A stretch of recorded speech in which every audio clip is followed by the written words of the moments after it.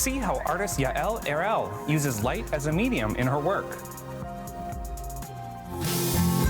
And catch a performance from Reese, Fulmer, and the Carriage House Band.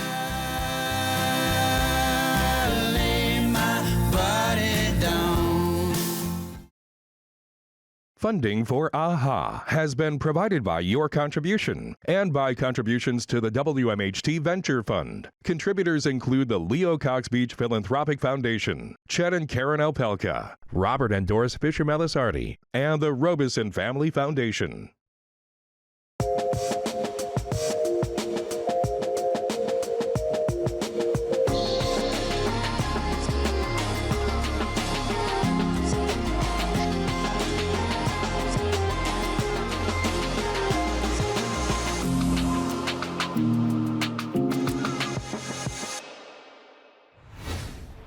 Hi, I'm Matt Rogowitz, and this is AHA, a house for arts, a place for all things creative. Yael Erel is an architect, educator, and light artist who teaches at RPI. In this short film by Chalkley Calderwood, we learn about Yael's process as she prepared for a show in London. I love light. It is unpredictable. It is temporal. It constantly changes. I've always been drawn to mainly spatial moments in which you could immerse within the light. It's an elusive material because it's energy and it's physical. You don't see it unless it's interacting with something else. A surface, it could be architecture, it could be a screen, but otherwise it's invisible.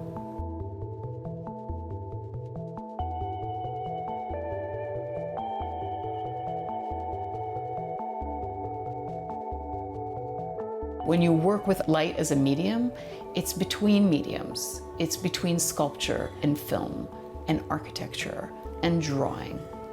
It's all of them.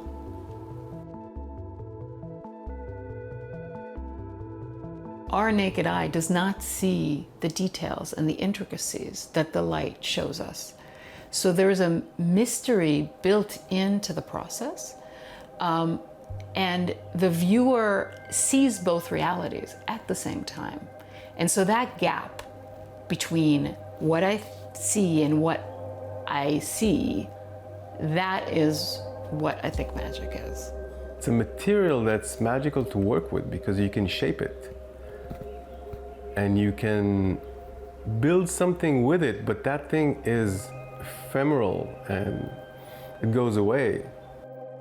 The system works so that when you shine a light onto a reflector, that reflector would reflect a lightscape. If you place a second reflector within that lightscape becomes the light source, and that the second reflection combines qualities from both reflectors. I've been working with reflectors that relate to the human body. We think of our bodies in many ways through imagery and imaging, also as light density. How interesting would it be to think of the subject matter as these almost living entities that are somewhat between the two worlds?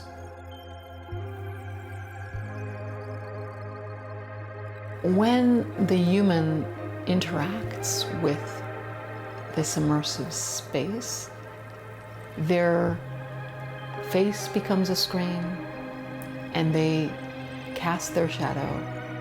They enter the system and engage it with their own corporeal presence. When we build these intentional reflectors, we first design them in CAD on the computer, and then we translate them into toolpath that the robot embosses.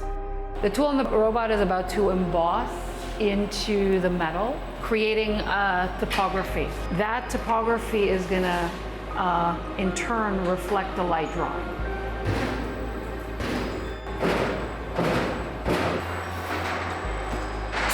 We use a light in order to understand how deep did we go in terms of effect.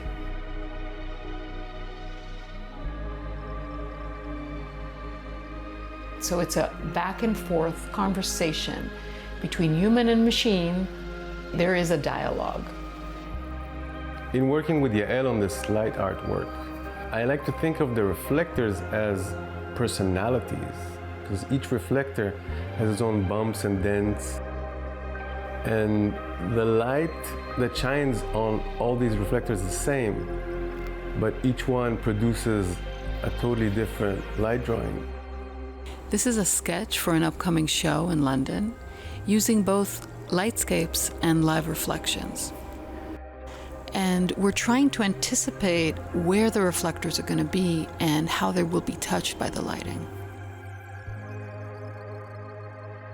I've been working on combining large-scale immersive projections with the direct physical phenomena of reflection.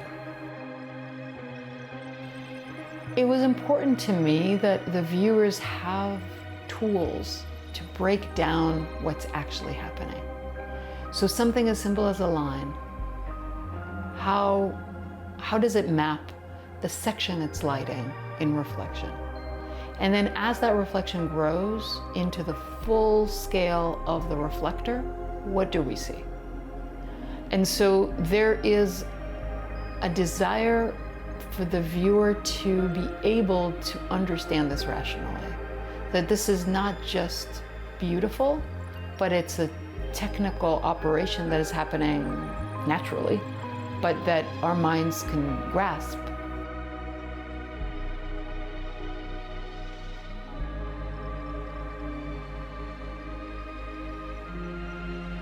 When I first started working with this material, it was a little bit overwhelming. As a system, there are so many variables. Everything can change. Some of these changes I fully engaged, some of them I haven't gotten to yet. Yael drives this project, and she's taking this technique of drawing with reflectors and drawing with light to conquer new frontiers in art is just something that I think was never done before in this amount of detail and persistence and depth. Creating light art as an architect is amazing, but it's also so ephemeral. Once you turn the lights on, it's gone.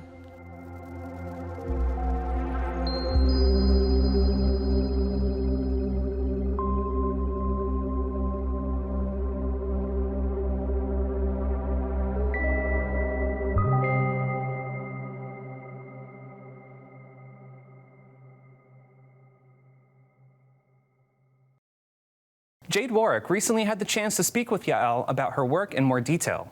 Take a look at this illuminating discussion. Welcome to A House for Arts today, Yael. I'm super excited to have you here. I'm super excited to be here. Thank you for having me. Thank you. Let's talk all things light. I know you are an artist that thrives within the creativity of light, and that's like, I think, your main medium. Tell us what drew you to light and using it as an art medium for you. So I'm also an architect, and light has a critical role in architecture. So it always played a big role in my projects. But on a personal front, when getting together with my partner in life, Avner Ben Natan, we met. He was a gaffer in film and television. And at that point, I thought we will never work together because our fields are so separate. But then we started designing lamps for our house, and we were so excited about them that we patented a lamp. We then started a business, Light Texture, where we make light fixtures and installations. And through this shared work, my practice started focusing on light. Then I went to study light at Rensselaer Polytechnic Institute, or RPI, in Troy. Nice. And I studied light as a material, so that's kind of, I'm now in the thick of it. And what about like studying light and working within it makes you giddy and gives you that like warm artistic feeling inside? Light is something ephemeral and temporary and surprising in a way. It changes all the time. Like every light that we know is connected to a source that is temporary. You can think of electricity, or you can think of the sun. or so whether it's electricity that constantly has a flow of something, and now we have projectors, so we have constantly new information, and it's energy and it's material together, and there's something really magical about it. And since it's so temporary, it's very playful, and it impacts your whole experience of a space. You kind of see a white room, and then it's lit in a specific way, and it's totally different. And so there's something kind of shocking about that. It's exciting. Sometimes I could get anxious, but it's really, really exciting to work with. And it exists everywhere around us, 24/7. Yes, and it allows us to see the world. So light is actually our main way of seeing reality. Yeah. So our visual world exists because we see it through light. We actually never see objects. So you can learn about your reality when you adjust things in light. I love how you put that. So I know you do a lot with like film, art, sculptures, architecture. How does light connect all these worlds together for you? Like I think as you saw in the film, the way I work with light is a systematic way. And so then all of these different components or mediums become part of this system. Film could become part of how we look at the light source itself. So we can have a moving light source that then changes the projection that happens.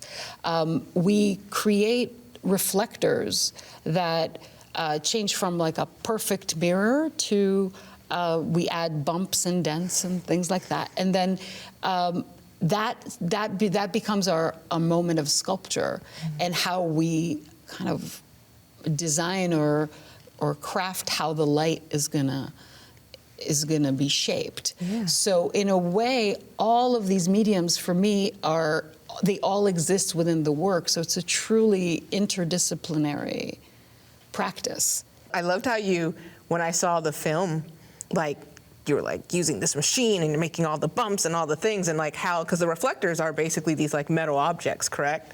That you reflect the light off of, would you say? Yeah, so if you kind of imagine like a plain mirror, like a perfect mirror, it would give you a very solid reflection, like a square rectangle of light. And then if you make a little dent, even the tiniest thing, you're gonna see it in the light really clearly.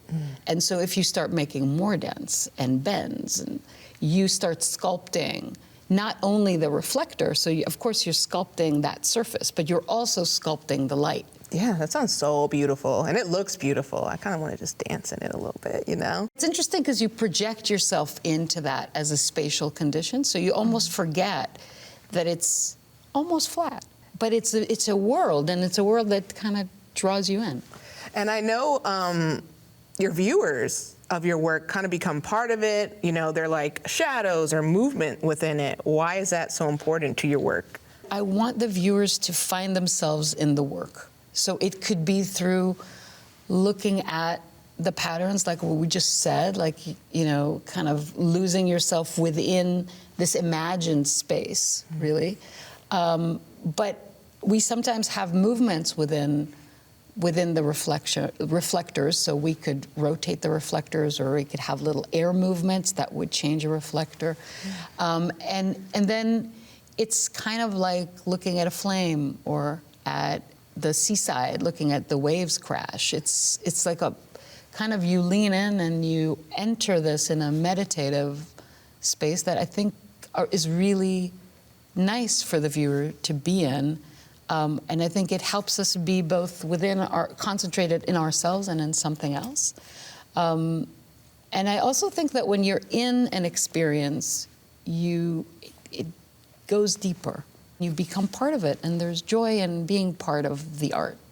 Would you say that's something you hope that stays with your viewers after they experience one of your exhibitions? Yes. I know that there are works of art that I leave that I'm a little bit changed. Robert Irwin said that he wants his viewers to expand the way that they perceive the world.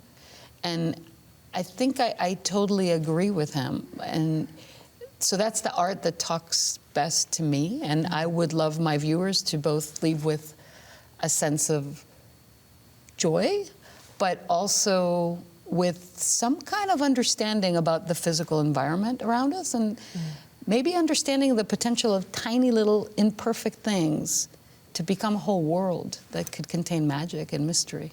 Yeah, I love that. That's so beautifully put. Well, thank you for joining us today, Yael. I appreciate you, and I appreciate your work. Thank you so much, Jade. Please welcome Reese Fulmer and the Carriage House Band.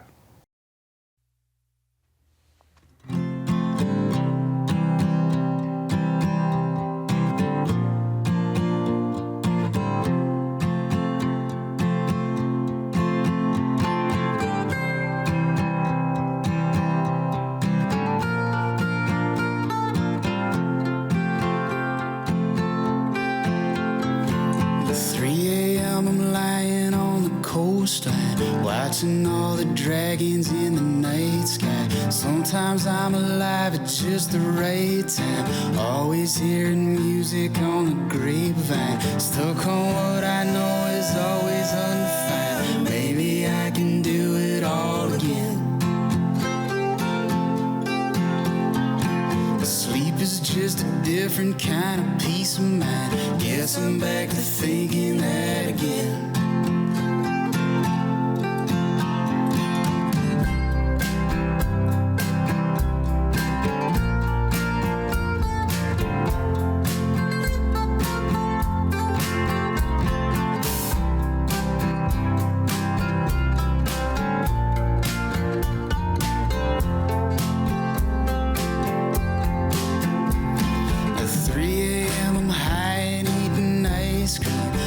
My reflection on a small screen. Sometimes I'm awake for all the bad dreams. Always getting older at the same speed. Stuck on alpha methylphenethylamine. Maybe I can do it all again. Sleep is gonna bring me all my self-esteem. Guess I'm back to thinking that again.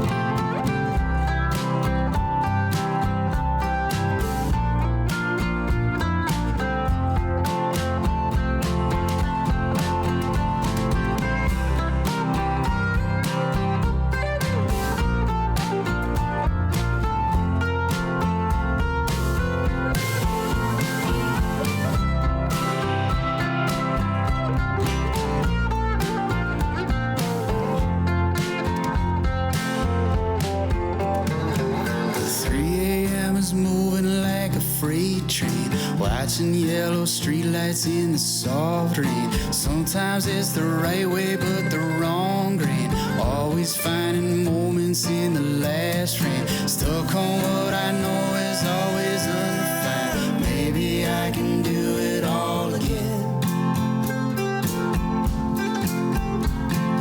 Death is just a different kind of peace of mind. Guess I'm back to thinking that again. It's just a different kind of peace of mind. Guess I'm back to thinking that again. And I lay my body down. I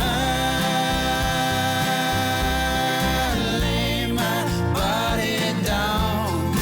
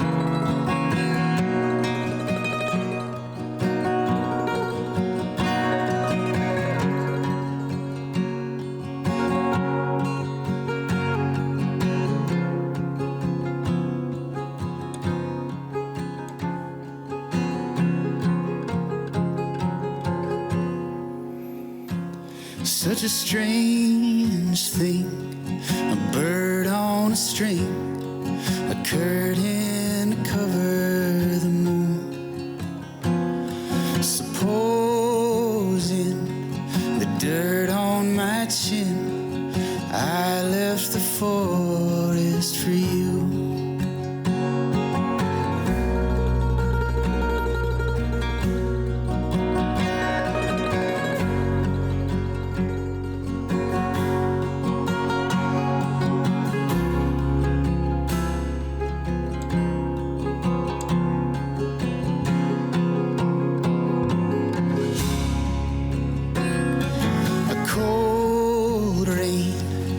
Drop on the frame, it won't change the shape I'm in. It take a long time, blood on a line, I'll pull you from under my skin. And I followed you everywhere.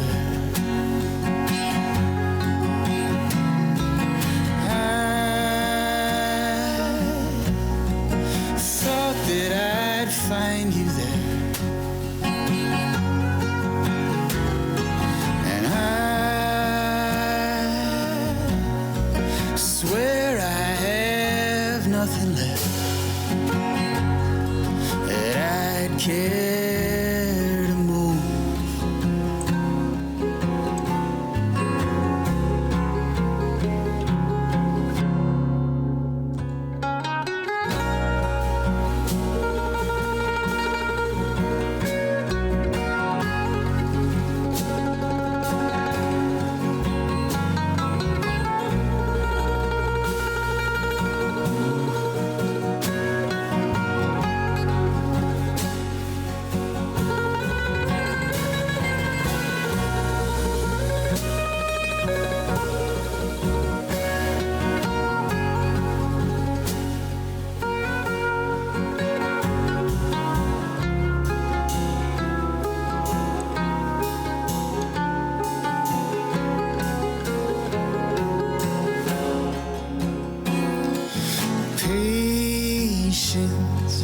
Tired of my sins, sways like the sun on the sea.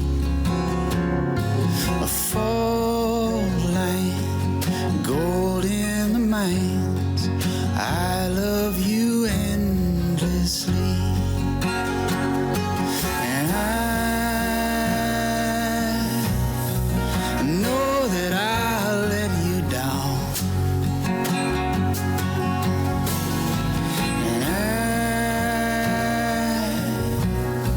I'll show you my favorite song,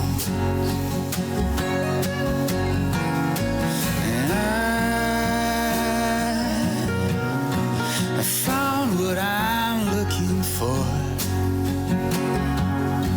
and fell down the hill.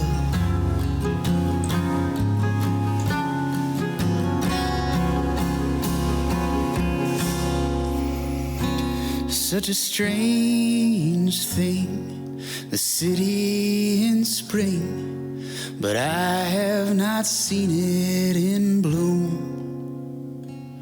When the crows find what's left of my eyes, they'll be stealing a picture of you.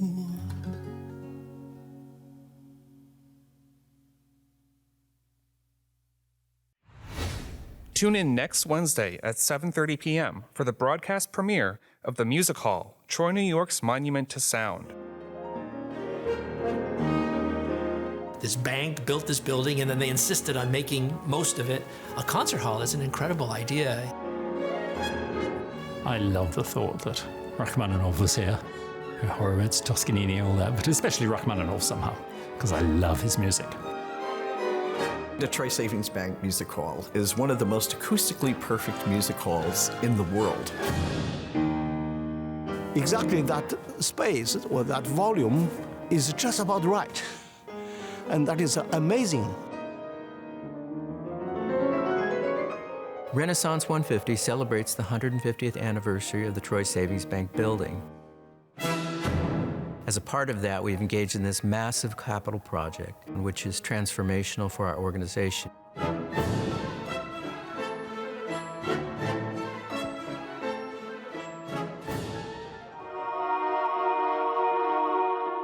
Thanks for joining us. For more arts, visit WMHT.org/aha and be sure to connect with us on social. I'm Matt Rogowitz. Thanks for watching.